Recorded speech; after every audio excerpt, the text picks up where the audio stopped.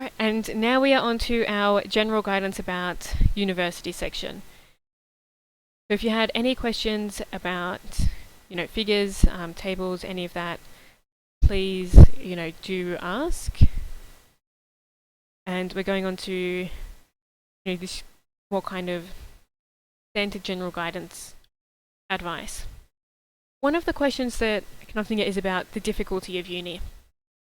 So in my experience, generally, if you did quite well in your high school studies, you might find that first year university covers a lot of the same topics that you've already done, and that you're relearning things that you kind of already know, particularly if you're focusing on subjects that you covered in high school.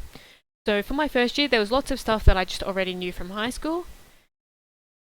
Then as the years go on, you specialise more into your field as you're introduced to new concepts. University also moves a lot faster than high school. So there was some stuff when I was looking at the quantum chemistry topic, for example, that when I was doing that in VCE physics, we went for weeks over that, but then when we did it in university, it was kind of 1 or 2 lessons. Then you were expected to know it. So if you don't get it from the lecture, it's then your responsibility to chase that up and to study a lot outside of the lecture, use office hours, drop-ins, use the university websites to ask questions. No one's going to kind of make sure that you're going slow enough that everyone keeps along. If a bunch of people are getting it incorrect, they may go back over it more, but they've got a tight schedule and, you need to make sure that you keep up. Make sure you have strong foundations. Missing content makes it harder to understand future weeks, semesters, years. So even if you are finding that a lot of the stuff that you're covering at a particular point you kind of already know, still pay attention, still attend your lectures, because they'll drop in some new things, and then if you don't have those new things, later on you're going to be lost.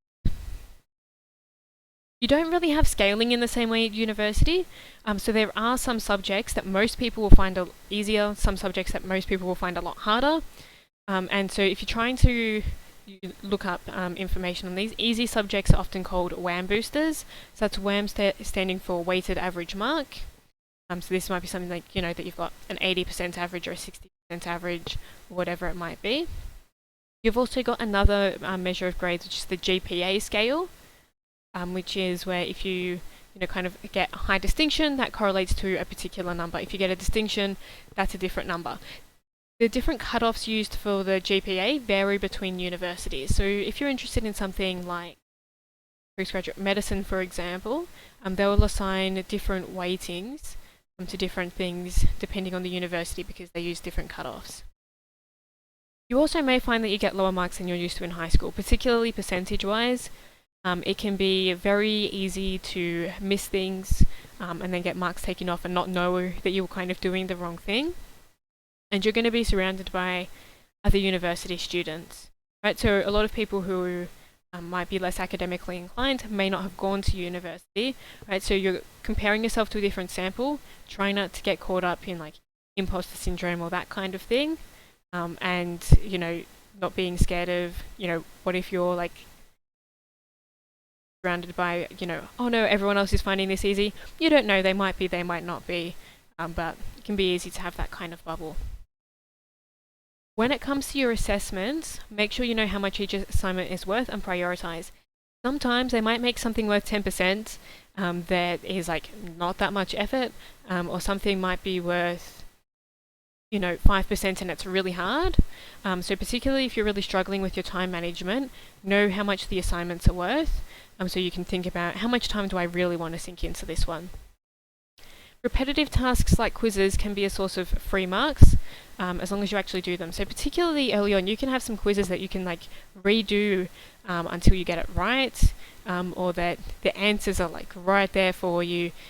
So if you actually keep up with weekly quizzes, that can be a very easy way of boosting your marks. If you miss it, each individual quiz might not contribute much, but overall they do add up. Labs are often marked and compulsory. Make sure you know when your labs are in your timetable. You do not want to miss labs ever. You would want to have a very, very, very good reason that you could then put in, because you can get marks docked not being there, or you're not there. Okay, now you don't have the data to do the assignment. Good luck with that. Right? So You know, if you do have to miss it, like chase the staff up and like talk to them about see what you can do, but really plan around not being able to miss your labs. Lectures may or may not be compulsory, right? Like I've skipped lectures before, right? People tend to do it. But if you fall behind in lectures, you might get lost in labs and tutorials. So generally I would say if you're going to not show up to a lecture, maybe it's like at a really inconvenient time or something like that, make sure that, you know, before you do it that there is a recording available and that you catch up on the recording before your next thing for that unit comes around. Like the next lecture, the next lab, the next tute, because otherwise you just might not understand what's going on. And make sure with any assessment that you pay very close attention to rubrics and criteria. Often, particularly at the start, it can be hard to interpret. So in first year, they are a bit more and tend to like build up the difficulty more. So initially your lab reports might be less writing a full lab report and more, you know, fill in the blanks. But make sure for any assessment you do pay a lot of attention to that. In university, depending on your university and your subjects, you can get a lot of group assignments. Now, particularly in early years, you're likely to be assigned to groups and not be able to choose who you're working with.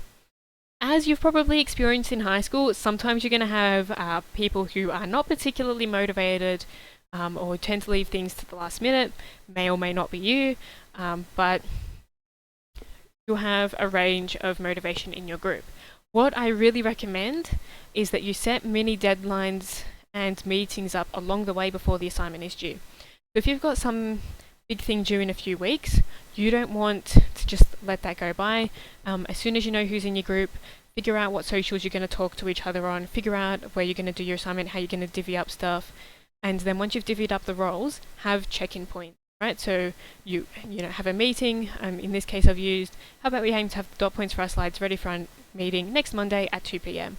Because you'll get people who do it at like 1:59 p.m. on that Monday, and who only really do it just before that meeting because you have that meeting in place. So you want to have these check-ins along the way.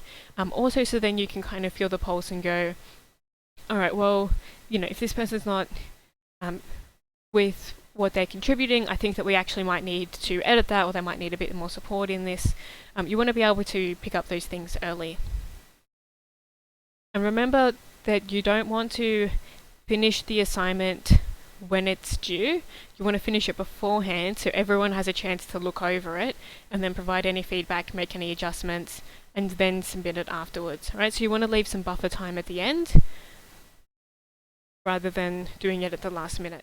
You may also sometimes find that if you're like doing an online upload, that when it gets close to the time and there are a lot of people using it, you could have an issue, right? You could have some tech problem, and you can't always get a sympathetic response. Then it might be like, well, why did you leave it to the last minute then?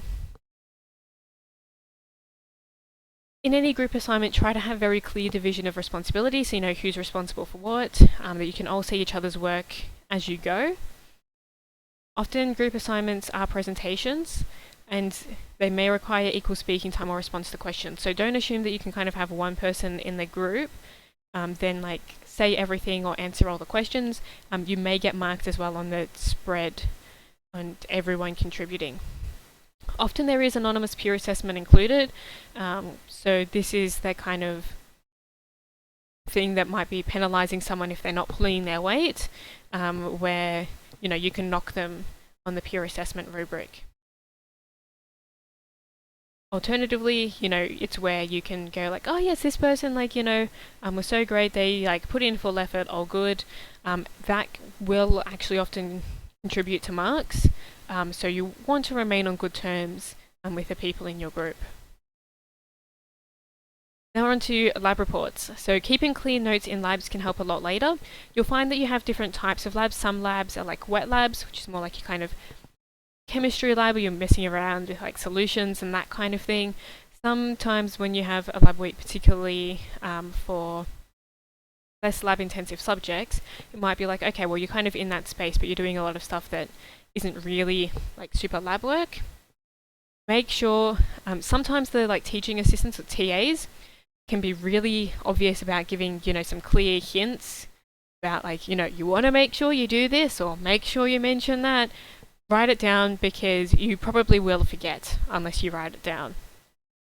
Again, being careful of conventions like table captions going above the table and figure captions going below the figure. Use your lab manual to help you. So often in week 1 you'll be given different resources like the lab manual, and you want to use that as guidance.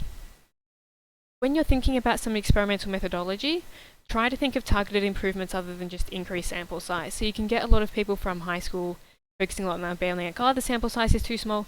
Try to think of other things, and in the real world you're not going to have a sample size of like 1,000 a lot of the time, so I think high school students can often be a bit extra critical of sample size. Try to make sure that you're really not just going on that, and you can think of other improvements as well. Lab reports tend to become more difficult, and you've got the kind of guide rails taken a bit away as you progress through your degree. With scientific writing, you may notice some differences between how you're meant to write in uni versus high school. Sometimes these are school specific, so you might find that a psychology student versus a physics student are expected to do things in different ways.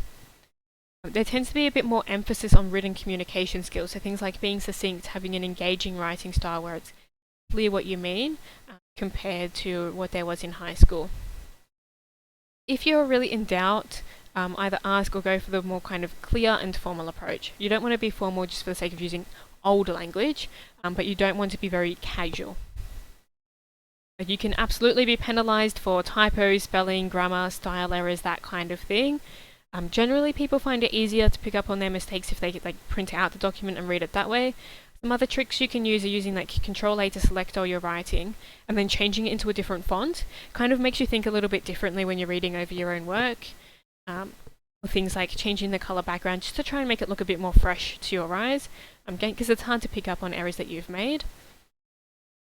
And for specific types of assignments in different styles, usually the library website will have a lot of resources where you can look at that, and it will give you more guidance. If you have something that's going to be hindering your ability to complete assignments, this might be something ongoing or something acute. If you've got something ongoing, generally at the start, your degree, there'll be talk about some service available. So this can be under different names, but it could be, for example, disability support services.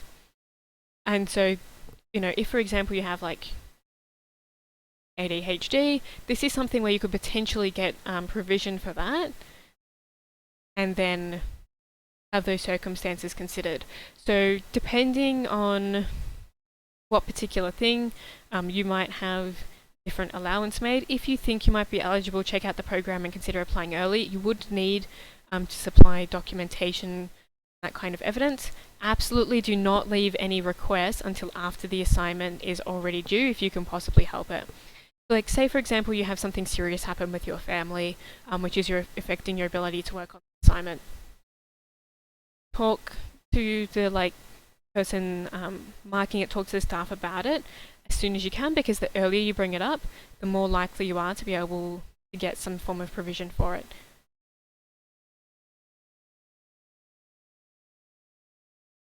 In terms of communication, again, this is a pretty big theme with university, where the onus is on you to reach out to staff, etc. if you need help.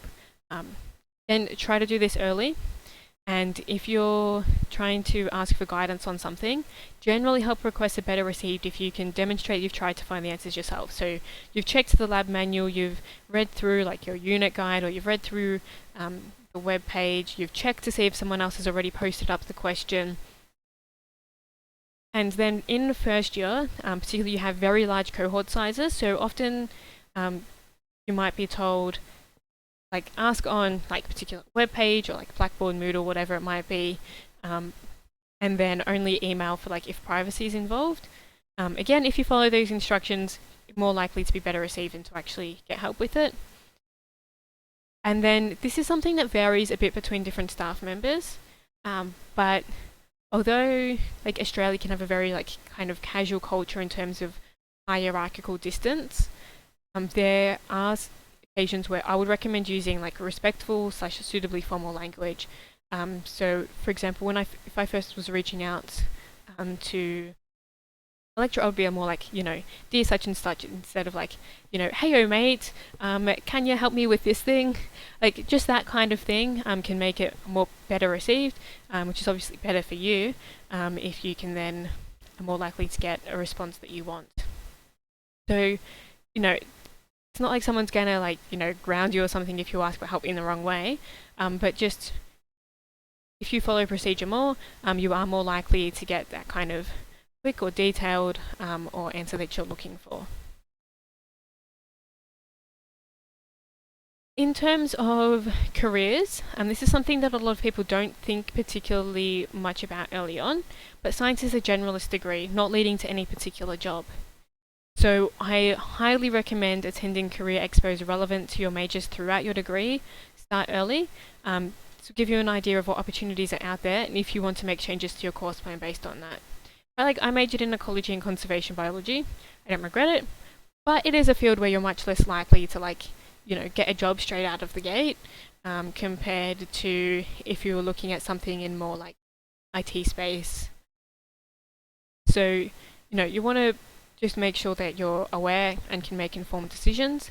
And then this can also give you an idea of like, oh, okay, this particular elective might be more useful for me. This one would be less useful for me. And networking can be really helpful as well for things like internships and those opportunities as well. With resources, there are often a lot of resources available to help you. If you look them up, ask about them and engage with them. So again, this is something where sometimes you need to take more of that initiative than what you would in high school. C's get degrees is often said. With science, I would be quite cautious about that because if you want to go further on into research, you will need to be doing well academically. And you need to have different benchmarks for different things. So I'm not saying you have to dedicate your whole life to study, make sure you get full HDs, absolutely not. But make sure you know what repercussions have so you know what choices you want to prioritise. Again, things like exchange and study abroad programs may require careful planning, not necessarily always well advertised. If you want to go on exchange, if you want to do a study abroad program, try and look them up early on so that you can make it easier to work with your course plan. Because you've got to do things like sorting out what units are suitable and that you could get credit for from your home institution.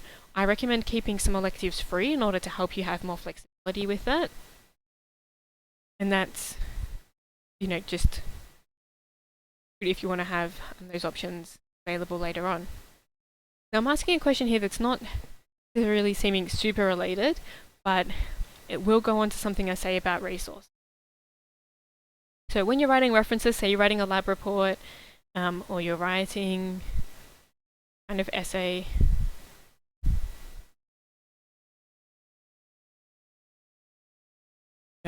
what do you think the rules around references might be?